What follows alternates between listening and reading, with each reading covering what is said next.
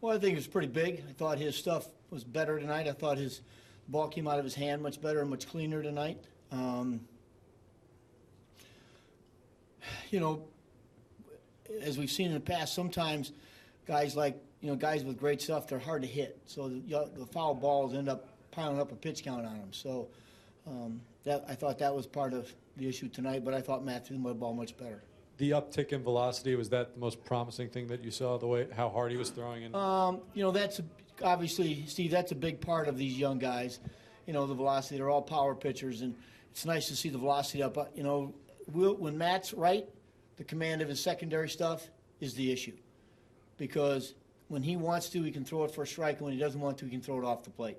When he's doing that, then that's when I know he's back. Was he better at that tonight than he had? I thought he was. I thought he threw some real good sliders that right on the edge. And you know, Kevin came in. He said, "Hey, look, he's just missing with them." So, and again, it might have been his plan to just make those kind of pitches.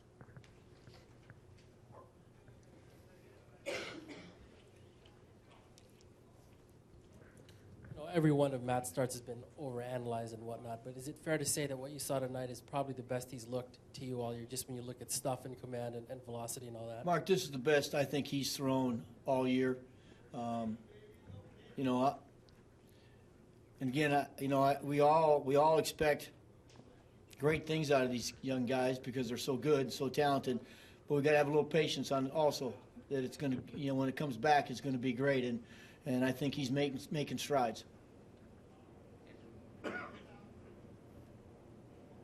Terry, it feels like this bullpen has so much depth, even on a night where you're giving Familia off. How unusual is it that you can trust so many people in late innings, even when you're giving your closer a night off? Oh, that's a great question, because the answer is it speaks volumes today. In the game today, pennants are won because of bullpens. Starting pitching is great, but bullpens, especially late in games, are what saves you in our game today. The way you need that 7th inning, 8th inning, and 9th inning guys. So our bullpen has stepped up. I didn't want to use Addison Reed if I could help it tonight. He came to me before the game. He said, "Listen, I feel good. If you need me, I got an inning in me." So that made a big difference. Otherwise, we were going to be short. But they have all pitched very well. It's good to see Jimmy Henderson get out there tonight and get his velocity back. And it's really, we're going to be in good shape going into the weekend, because those other guys got a little bit of a rest, and you kind of like what we're heading into. To kind of follow up on that, Terry, does this kind of game illustrate the depth of this team, not only in the bullpen, but Cespedes not in the lineup, Granderson, Darno not in the lineup, yet the guys you put in there put together the effort that they do? Does it talk about what a deep team that you've been given from Sandy? Well, Rich, I think you'll see that when, obviously, right now, we're riding Neal and Conforto pretty hard. We know Grandy's going to get it going. We know when Cess is in the lineup, he's a huge piece. Lucas can get red hot. I think when we start running on all cylinders, that's when we're going to be most effective, and that's where you're going to see the depth. Right now, obviously Flo's not swinging like we want him to, like we know he can. So there's some other pieces that we've got to get it going, and when we do, that's when hey, look, you can give these guys nights off, and that's what we talked about before the game today. This 17-day stretch coming up, Wilmer Flores got to be a big part of that. So we've got to get him swinging. Terry, along the lines of the bullpen, what have you found out about Jim Henderson in this first month, and how reliable has he become for you? Well, Mike, again, coming off the injuries that he's had, I think if you give him some proper rest, I think he's going to be very good. We've seen back-to-back days where, he's not as sharp as he was the first day. But, again, I think we can build on that as we get into the summer. He hasn't done it in a long time, and so it's going to take a little time. We didn't really get an opportunity in spring training to do it very much, so it's going to take a little time for him to get used to it. But, well, I tell you what, when he's had a couple of days rest or a day's rest, he's really good. Terry, it seems like we're asking this question in one way or another almost every night, but another home run by Neil Walker. He's hit 9 home runs 3 months ahead of when he hit his 9th home run last year.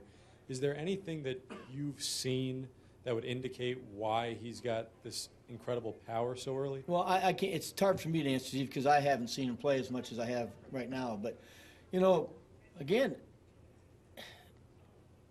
the change of scenery can make a lot of difference once in a while. And here he is. He's in the middle of a lineup that's there's huge expectations, and I just think right now he's swinging great. He's seeing the ball good, and he's putting good swings on certain pitches and doing damage with them. And it's great to have because, like I said earlier, right now he and Michael are driving in the big runs for us. With Sess out of the lineup, we need those guys to do that. So it's great to have him do it. I hope he continues. I hope he ends up with 50 homers. But right now he's been a huge part of our offense. Just to follow up on that, this is going on a month for him. I mean, is this still a hot streak in your eyes, or is this, obviously he's not going to hit a home run every other night, but is this pretty much what he is for you, Well, I don't, obviously the home runs, you can get in streaks where you can hit homers, but I'll tell you what, he's swinging. I haven't seen a lot of Neil Walker in the past. I mean, we play him, 6 times a year, 7 times a year. But I've always thought he was a good hitter. I always thought he was a dangerous hitter because he's got big hits. The thing, obviously, for us right now that has really caught our eye is how is he swinging right-handed? Because he's no longer people are going to no longer just bring lefties in the face. He and Lucas Duda, because he's now dangerous right-handed, and that's part of the game that's really going to help us. Just with obviously Harvey kind of looking like he's rounded to shape, the lineup and everything. I mean, you kind of getting the sense this team is kind of taking off and starting to play the way maybe you had envisioned coming into the season. Man, it's so hard early. It's so hard to tell. When it's cold and all the other things. I think I think we're going to play better when we start getting warm. I mean, you saw what we did when we were on the road trip when the weather was 70 and 75 degrees. I think we have a chance to be a pretty good team. We really do. I mean, our pitching's pretty good. Our bullpen's pretty good. We've got some power. But, we're going to have good and bad nights. And right now, we're getting big hits when we need it, which I thought we would. It'll be nice to get Sess back in the lineup for the weekend.